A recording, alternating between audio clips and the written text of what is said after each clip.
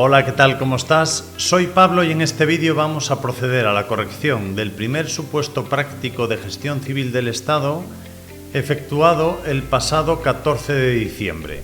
En este caso abordaremos las 5 preguntas que se han planteado y hasta que tenga el examen con la transcripción literal voy a apoyarme en los pantallazos que me han ido pasando de las 5 preguntas que os han planteado. Bueno, antes de nada deciros que espero que hayáis tenido mucha suerte y hayáis conseguido justificar adecuadamente las respuestas.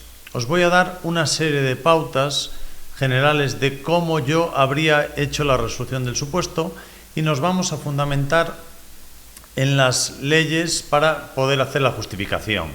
Después os haré una redacción de todo el supuesto justificando adecuadamente cada una de las preguntas que podréis descargar a través del blog de Esfera Oposiciones simplemente suscribiéndoos a mi canal. Tened en cuenta que este supuesto teníais el tiempo estipulado y que al final cada uno de vosotros podéis haber justificado, como bien sabéis en derecho, hay varias opciones que pueden ser correctas. Yo os voy a dar las indicaciones y cómo yo habría resuelto específicamente este ejercicio de carácter práctico. Vamos a ello.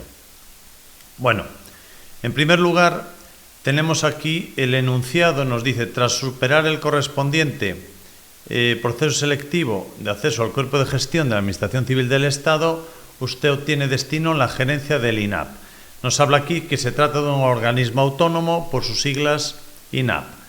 Para decidir su atribución definitiva de funciones, nos va a pedir una serie de competencias que se le encomiendan tanto en Derecho Administrativo General, Financiero, Recursos Humanos, etc. Bien, el primer expediente que nos hace alusión aquí, lunes 2 de diciembre del año 2024.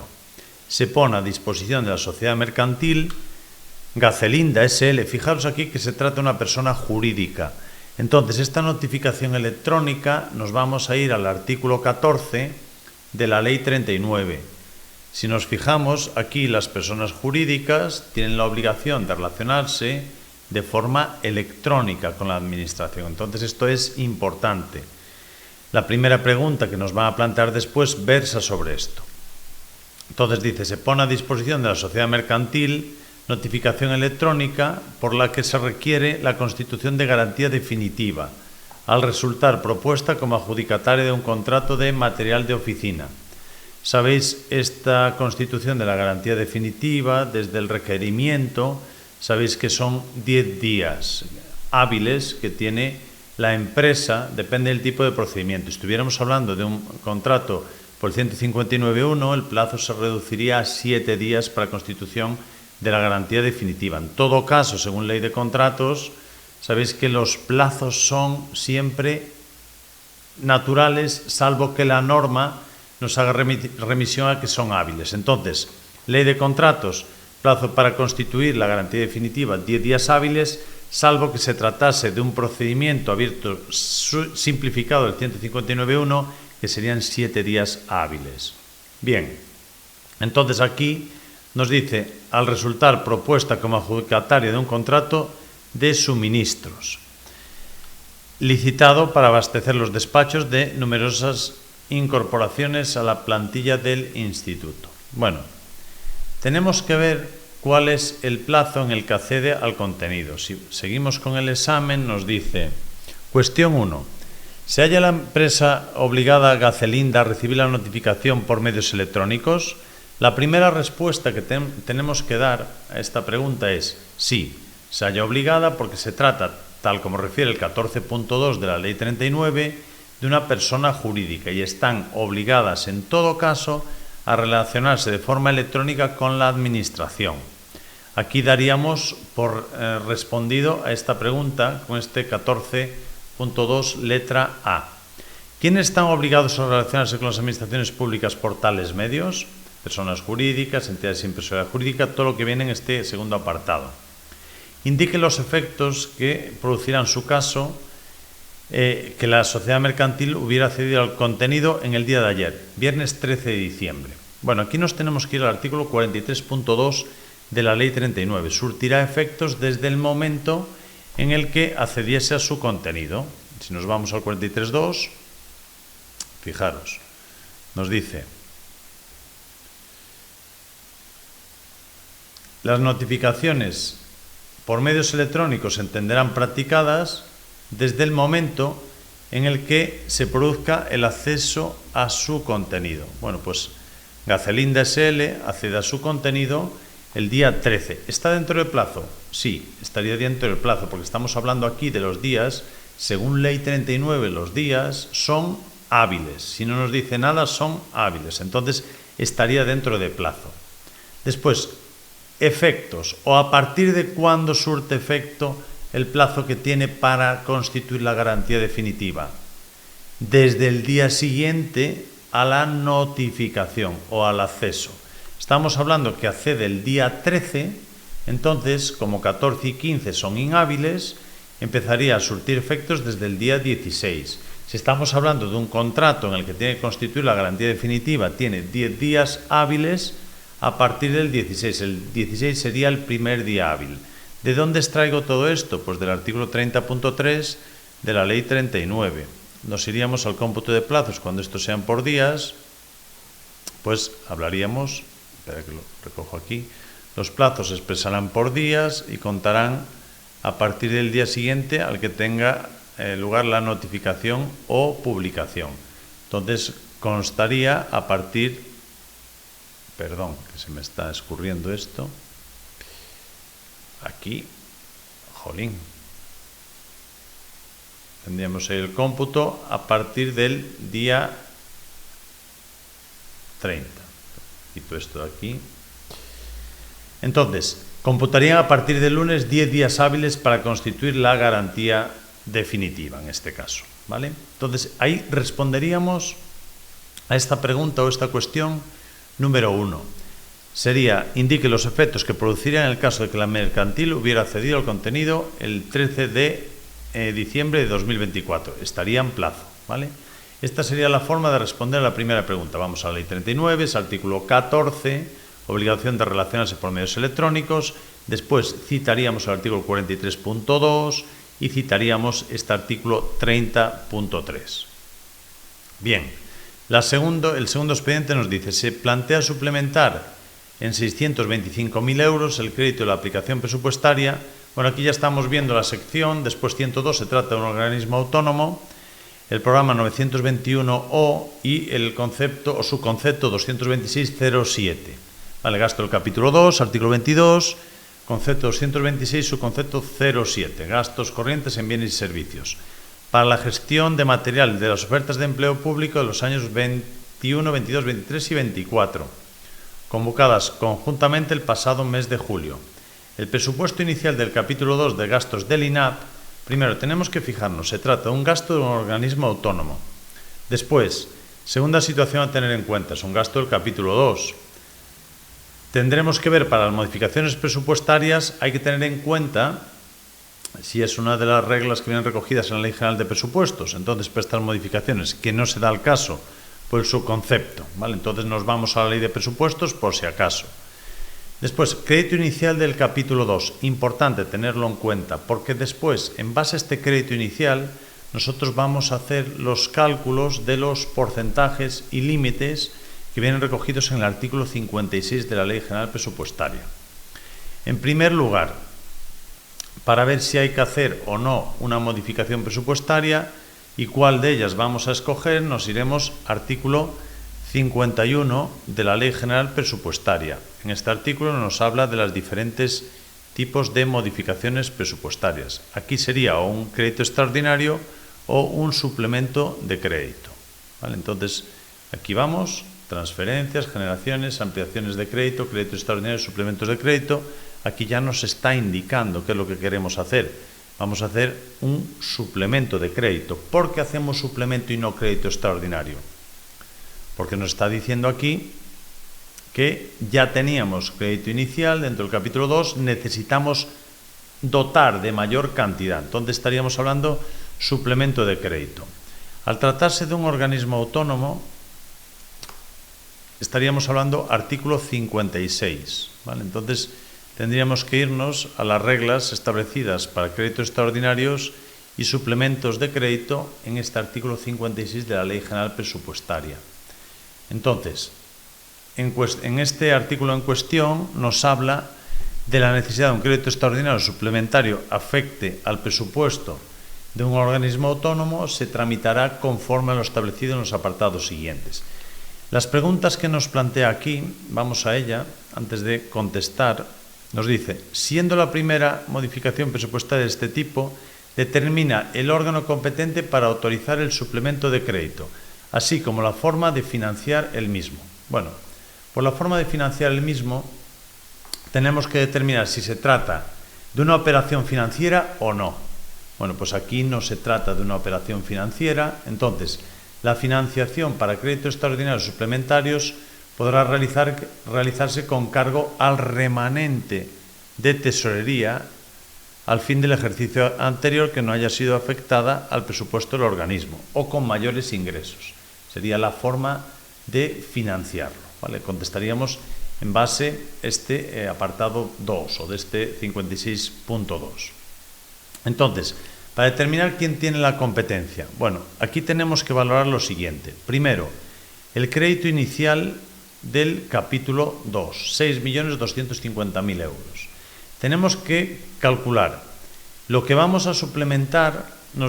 Podría ser competencia del presidente o director si la cantidad fuese hasta $500.000 de euros. Pero como estamos viendo aquí, supera el $500.000 de euros, entonces presidente o director ya no podría ser. Ahora vamos a tener en cuenta el porcentaje. 625.000 euros, ya a bote pronto, es el 10% de 6.250.000 euros.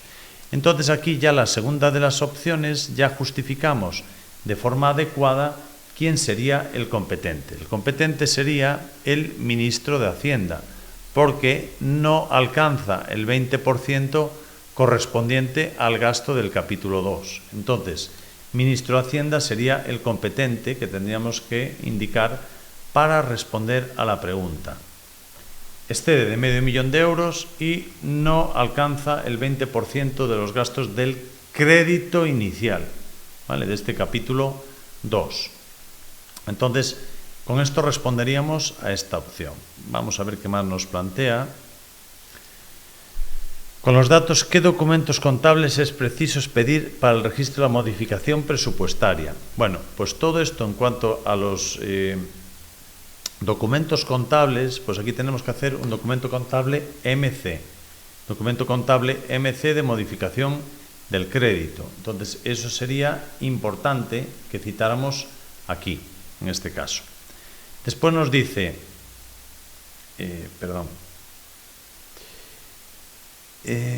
indique la documentación general y específica, bueno, que debería incluirse aquí. Aquí nos podemos ir a la instrucción operatoria contable. En cuanto a esta instrucción operatoria contable, inicialmente, dentro de la documentación general, podríamos irnos a este procedimiento general. Nos dice, una vez aprobada la modificación del crédito por el órgano que tenga atribuida la competencia, se deberá comunicar a la Dirección General de Presupuestos. Es decir, una vez aprobada la modificación de créditos por el ministro de Hacienda, se debe comunicar a la Dirección General de Presupuestos para que actualice su base de datos y expida, autorice los documentos de modificación de crédito a la Oficina de Contabilidad del departamento afectado.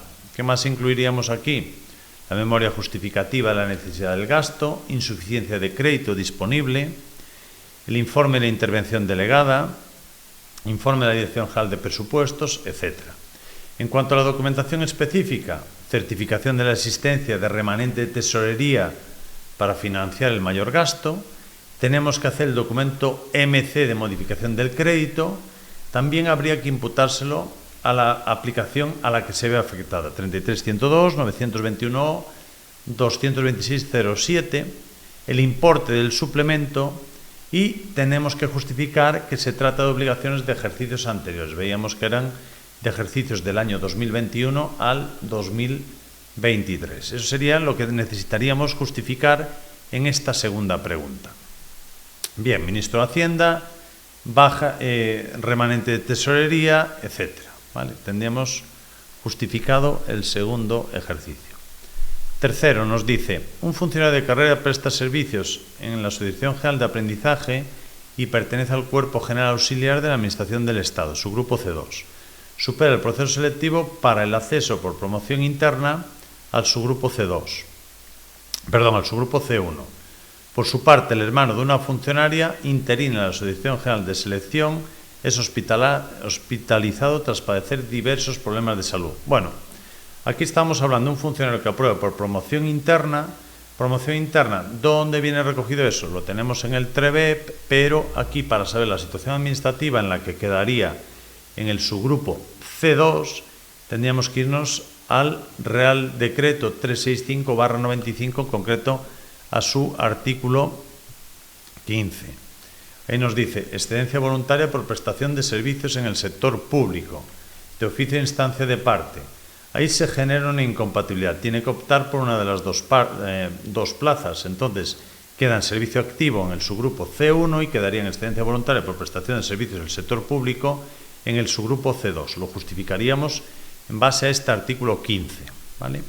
Después, en cuanto a la segunda cuestión que nos plantea, esta funcionaria interina, vamos a ver la pregunta.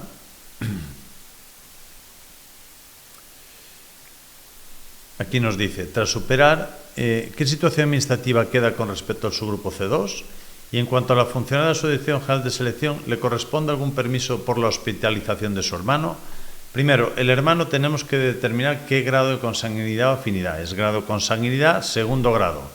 Entonces, ¿qué tipo de permiso viene regulado? Tenemos que irnos al Real Decreto Legislativo 5/2015, TREBEP, en concreto el artículo 48, apartado A, en la segunda parte. Vamos a ello, donde nos dice el permiso serían 4 días hábiles y vamos a buscar la norma y el artículo en concreto. Si os fijáis, aquí nos dice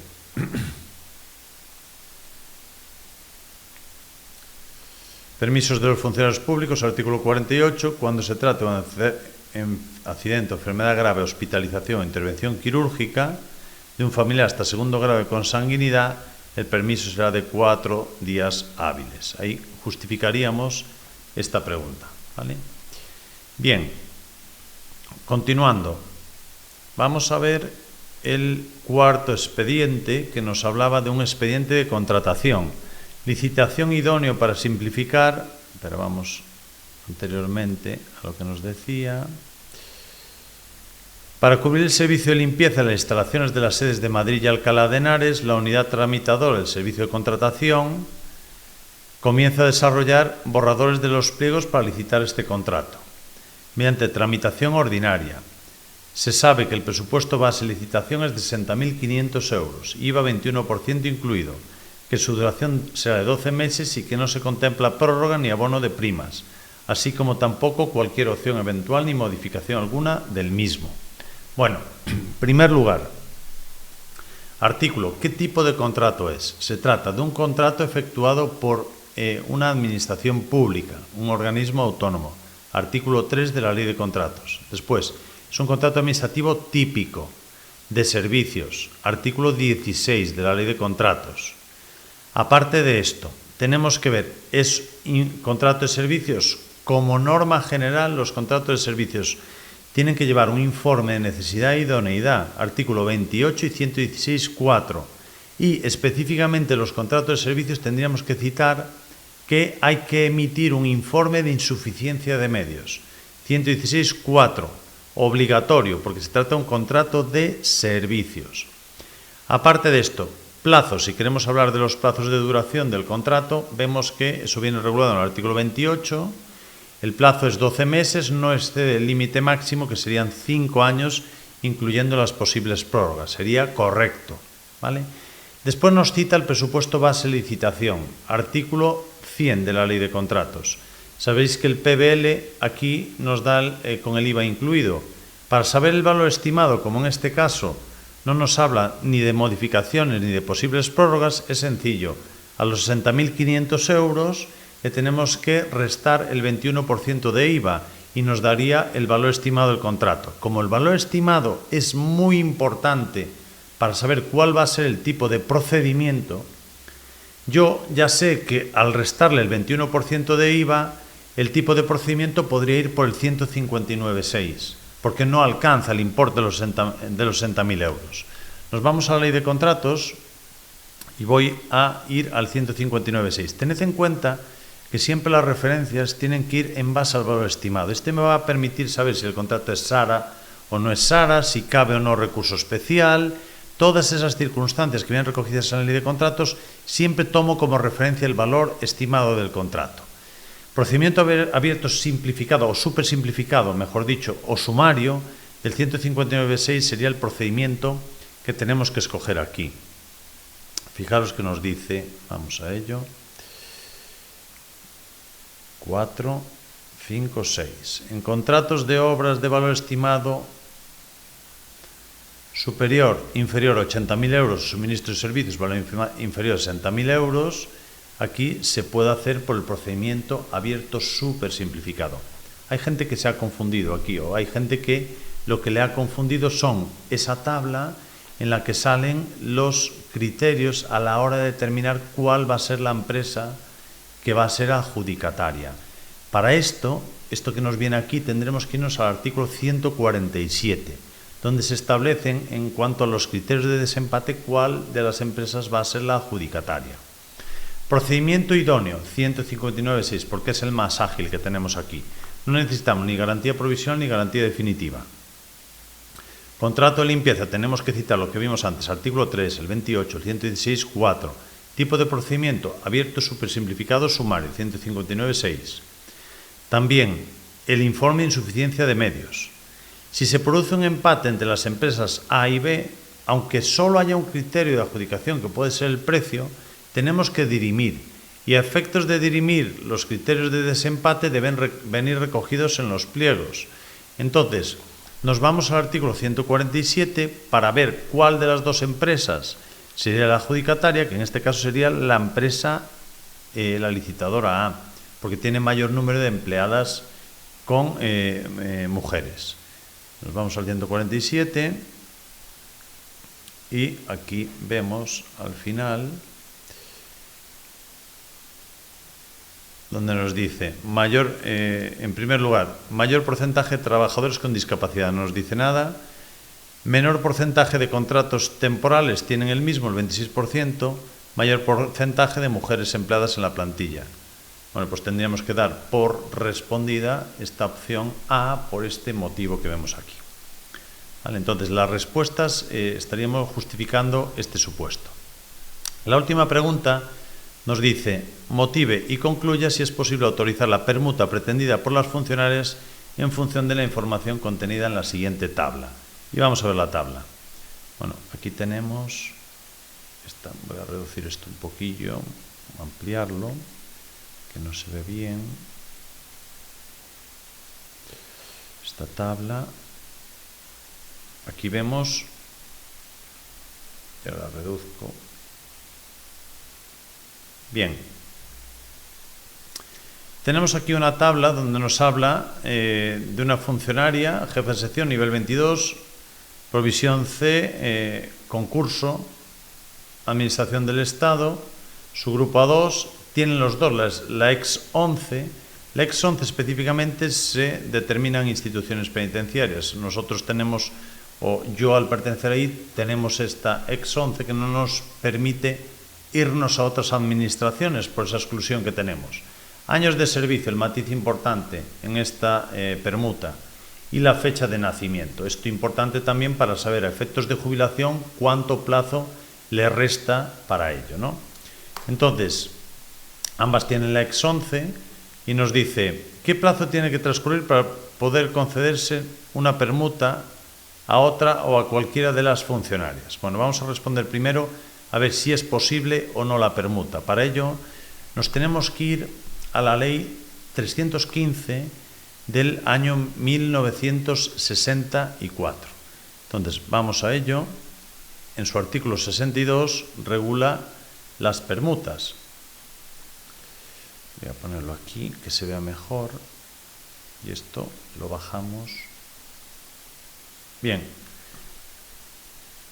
nos dice el subsecretario del departamento, a ver, que lo amplío aquí, y el vicepresidente de la Comisión Superior de Personal, si se trata de ministerios distintos, podrá autorizar excepcionalmente permutas siempre que concurran las siguientes circunstancias. Puestos que sirvan de igual naturaleza y corresponda idéntica forma de provisión. Bueno, idéntica forma de provisión, ambos por concurso. Correcto. Segundo, que los funcionarios que pretendan la permuta cuenten respectivamente con número de años de servicio que no difiera entre sí más de 5. Aquí está el error. Fijaros, la funcionaria, la número 1, 13 años de servicio, y la segunda, 7 años de servicio. Hay más de 5 años, entonces no se podría autorizar la permuta, ya solo con eso.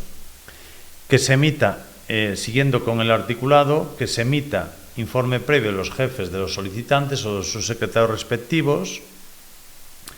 Y después, en el plazo de 10 años a partir de la concesión de una permuta, no podrá autorizarse cualquiera de los interesados. La pregunta que nos plantean después es, si se concediera la permuta en su caso, en el hipotético caso, a esa funcionaria no se podría conceder ninguna otra en el plazo de 10 años, ¿vale? Y serán anuladas las permutas también si en los 2 años siguientes a la fecha que tenga lugar se produce la jubilación voluntaria de alguno de los dos permutantes.